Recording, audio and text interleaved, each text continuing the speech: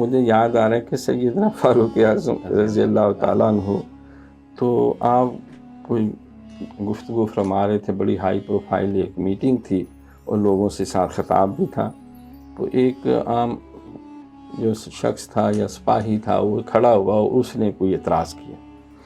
اعتراض وہ یہ تھا کہ آپ نے جو بیت المال سے چادریں تقسیم کی ہیں وہ ہر ایک کو ایک ایک چادر ملی ہے، اور یقیناً آپ کو بھی اور عبداللہ بن عمر کو بھی ایک ایک ملی، تو میری قمیض نہیں بن سکی کہ اس کا جو لمبائی ہے وہ چھوٹی، تو آپ کا قد مبارک باقی لوگوں سے زیادہ ہے، تو آپ کی کیسے بنی؟ آپ نے تو وہی قمیض پہنی ہوئی ہے اسی چادر سے. تو آپ نے فرمایا کہ اس سوال کا جواب میرا بیٹا دے گا.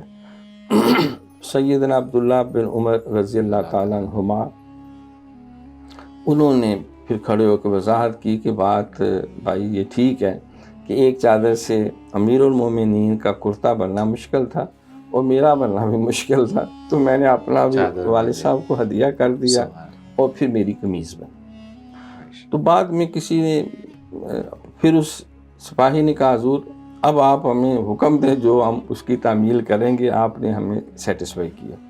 ایک تو اس سے فوری یہ پیغام ملا کہ حکمران ہو کو کسی درجے میں ہو، اگر اس کے جو ماتحت ہیں ان کے دل میں کوئی بات یا سوال آ جاتی ہے، یا ہم جیسے سخت لفظوں میں کیا احتساب، تو پوچھ لینے میں حرج کوئی نہیں، تو اس پہ ناراض ہونے بھی جو ہے ضروری نہیں. ہمیں ارتھ وہ بھی ایسا ایشو نہیں ہونا چاہیے.